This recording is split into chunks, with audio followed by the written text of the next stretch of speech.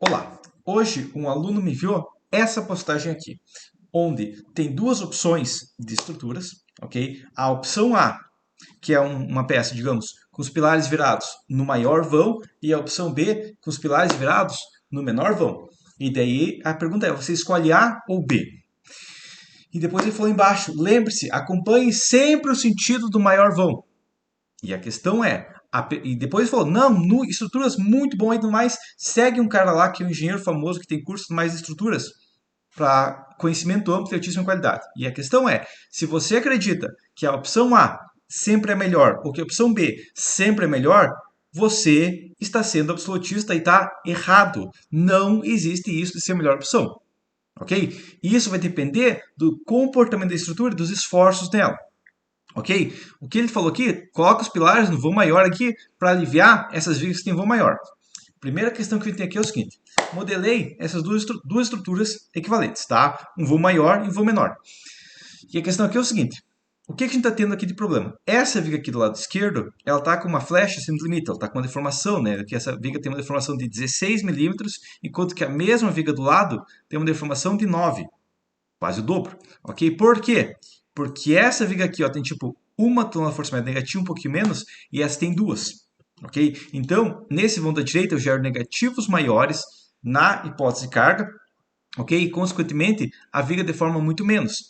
Além disso, o pilar aqui ó, tem 8 barras de 10, e está no limite de resistência a viga falhando, enquanto que esse pilar, como ele tem mais que o dobro de largura no eixo do momento, ele tem só 6 barras de 10 e ele tem um pouquinho mais de folga. Daí a questão é você vai me dizer, ok, Gilberto, você acabou de provar que o pilar virado no eixo do maior vão está correto e o cara está fazendo isso com a verdade. Não, tá? Eu estou demonstrando o que o cara foi ensinado. E eu estou demonstrando o que a pessoa achou. Que na hipótese de pesos próprios sobrecarga, vale sempre, que não é o caso.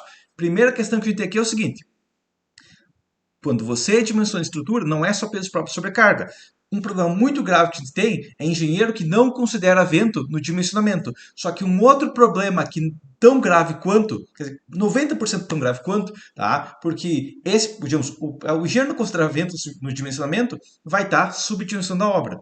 O engenheiro, tem um outro tipo de engenheiro, que ele considera vento no dimensionamento, mas não considera vento na concepção estrutural. O que gera muitas vezes superdimensionamento, ou seja, como que ele considera vento? Ele abre o software e clica ali, ó, considerar vento de tantos metros por segundo. E isso não é considerar vento na concepção, isso é só no dimensionamento. Você tem que considerar vento em todas as hipóteses da obra, ok? Essa é a primeira questão. E a segunda questão é, tem um outro caso, acabei dizendo no meio, mas a questão é, tem um outro caso onde trabalhar com os pilares no eixo Y vai gerar menos ação ainda, tá? A primeira questão aqui é o seguinte, vou vir aqui em cima, tá? Nesses dois modelos aqui, ó, eu fiz o mesmo modelo, tá?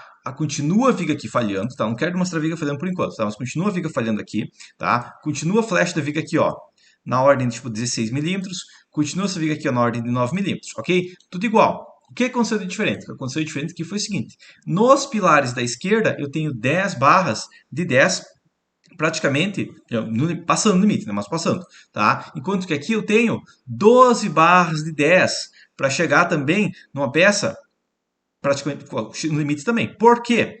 Porque a questão aqui é o seguinte, vamos dar uma olhada nos momentos fatores. Eu vou olhar só peso próprio na sobrecarga? Não. Eu vou olhar a hipótese de vento batendo no oitão da minha obra. Ok? O vento aqui, ó, o que acontece aqui é o seguinte, vou demonstrar aqui, tendo uma escala maior você vê melhor. Mas a questão é, aqui eu tenho um momento de 0,43, aqui eu tenho um momento de 0,47, correto? Eu gerei negativo maior aqui. Por quê?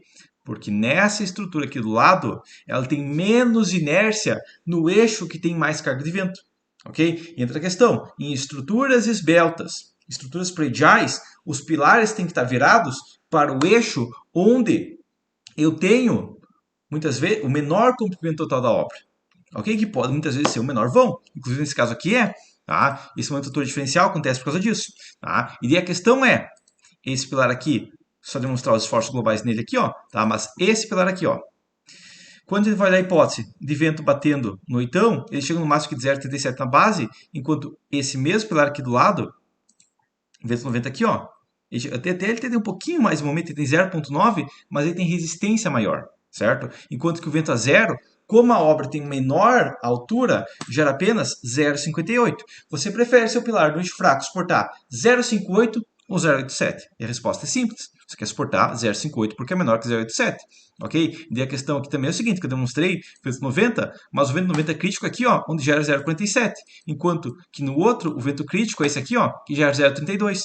Ok? Então a questão é que os pilares têm que ficar virados, muitas vezes, inclusive, prédio é padrão isso, no eixo do menor tamanho da obra, não é sempre esse menor dimensão, ok? Só a questão aqui é o seguinte, lá no modelo de baixo, eu não estava considerando vento. Tá? Por quê? Porque o engenheiro que fez aquela postagem e tudo mais, achou que não precisava considerar vento na concepção, que só se considera no dimensionamento, e aí desse pepino. Tá? Agora, aqui eu tenho no modelo, digamos, o modelo primeiro modelo dos pilares no eixo de menor vão. Eu tenho 8 e 10, no de maior vão, 6 e 10. Tá? Então, por peso próprio, realmente, o pilar no eixo de maior vão funciona. Agora, no outro caso, funciona o contrário. 10 barras 10 e 12 barras 10. Porém, eu fiz um outro modelo, onde, com peso próprio mais sobrecarga, gera apenas 4 barras de 10, enquanto que nos outros modelos todos geram 6 ou 8 barras de 10. E nesse modelo que gera só 4 barras de 10, eu não tenho problema de flecha. Ok? Então tem um outro modelo que gera uma taxa de aço menor ainda e não tem problema de flecha. Qual? Essa que é a questão. Esse modelo aqui.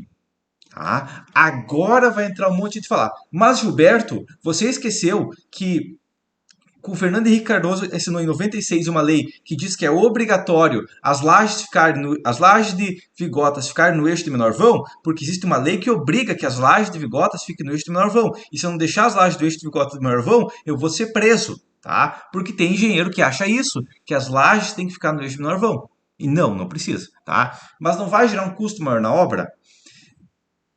Geralmente sim, isso aqui que entra uma questão. Com as lajes no eixo de menor vão, eu consigo, as lajes no vão maior e as vigas no vão menor, eu consigo afinar a espessura total da laje. Se eu tenho uma obra complexa, onde o arquiteto falou, não, as vigas têm que ser pequenas. A questão que vai acontecer aqui é o seguinte, ó, essa viga aqui, ó, que é do vão maior, tem uma flecha controlada, essa viga aqui que é do vão menor, tem uma flecha controlada. Inclusive, eu poderia reduzir a inércia das vigas e ainda continuar controlada. Digamos, da viga que vem esse vão, no vão de 4 metros e pouco, a mais controlada é justamente essa. Ok? Essa é a mais controlada, que tem uma flecha de 7, contra essa aqui, que apesar de ter o pilar ajudando, tem uma carga maior, então tem uma flecha de 9. Ok? Além disso, essa viga aqui tem uma taxa de aço menor. Ok? Então, esse método aqui consegue economizar mais aço nos pilares. Tá? A questão é que eu não estou dizendo que esse método é melhor, eu não estou dizendo que nenhum desses 5 métodos é melhor. O que eu estou dizendo é que, se alguém te passar uma resposta muito simples falando que sempre é uma coisa que não tem uma base de considerar peso próprio, sobrecarga, vento na outra direção, quem sabe até outros esforços, como por exemplo, impacto de um veículo. Porque eu nem cheguei a entrar na hipótese de impacto do veículo, mas vamos imaginar que isso aqui seja uma garagem, ok? Sei lá, se eu vou de 7 metros e meio aqui e 5 metros aqui. Os veículos vão entrar por aqui, certo? Eles vão entrar no eixo Y. Eu quero, se o veículo acertar meu pilar, eu estou destruído, então eu quero pilar mais rígido ali para exportar maiores esforços no caso do impacto, ok? Só que a questão é que, se eu achar que é sempre só por causa do peso próprio sobrecarga e não considerar todos os outros efeitos que a estrutura pode ter, eu estou modelando que nem uma pessoa que só entende questão básica e acha que é mestre, e acha que é especialista, e acha que é perito. E infelizmente, eu quero que você entenda que tem muita gente aí se passando por especialista mestre, falando que é sempre assim, quando não é, quando ela considera só uma hipótese, tá? Que foi exatamente o que aconteceu aqui. Não é que esse engenheiro está errado pelos próprios sobrecarga, ele está errado em considerar ventos na concepção, ele está errado em não considerar impactos na estrutura de concepção, e ele está errado em simplificar uma situação que não é tão simples assim. Para peso próprio, mas sobrecarga, pode ser essa questão. Se você está falando de uma obra baixa e larga, pode ser essa questão, mas a partir do momento que eu falo que isso aqui pode ser uma obra de uma garagem, que isso aqui pode ser uma obra predial, pode ser uma obra alta, pode ser uma obra esbelta, pode ser uma obra com altas cargas de vento, pode ser uma obra que tem...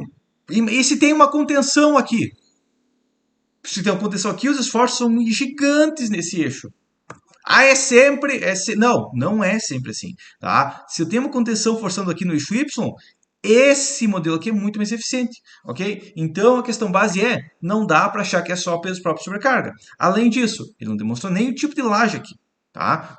tem uma questão base aqui, inclusive você seguiu isso aqui, eu estou seguindo isso aqui, a ideia é de que toda obra tem uma laje. Tá? Mas a questão é, isso aqui não tiver laje, isso aqui for um outro tipo de obra que não tenha laje, isso aqui for uma torre de telecomunicação, uma torre de uma caixa d'água, coisa do tipo.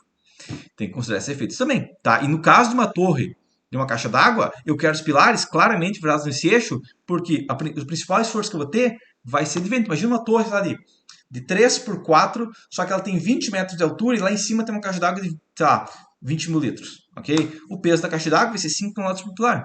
Tranquilo, 5 toneladas por pilar. Mas e o vento aplicado vai gerar momentos pesados bem altos nesse eixo, ok? Então, qual que é a hipótese correta?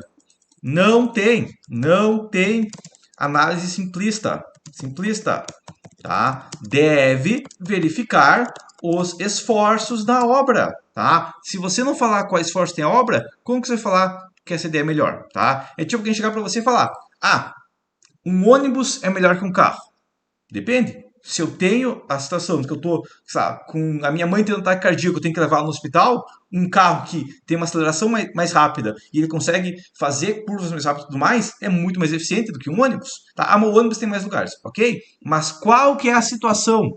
Tá? Mas o ônibus tem mais lugares, ok? Mas esse é o ponto crítico ou é outro ponto crítico? Tá? Você tem que primeiro saber quais são as solicitações, o que eu preciso para você falar, ok, daí nesse caso isso aqui é melhor, daí nesse caso isso aqui é melhor, ok? Não tem a questão de, isso aqui sempre é melhor, ok? E a questão é que, conforme falei antes, né? Mas com os arquitetônicos mais complicados, muitas vezes a solução que você acha que é pior vai ser melhor, ela pode até custar um pouco mais caro, mas ela vai conseguir respeitar o arquitetônico, enquanto que uma solução mais simplista, que muitas vezes pode ser eficiente para uma obra industrial, não vai ser conforme você pega projetos diferentes, ok? Mas por enquanto seria isso e até a próxima.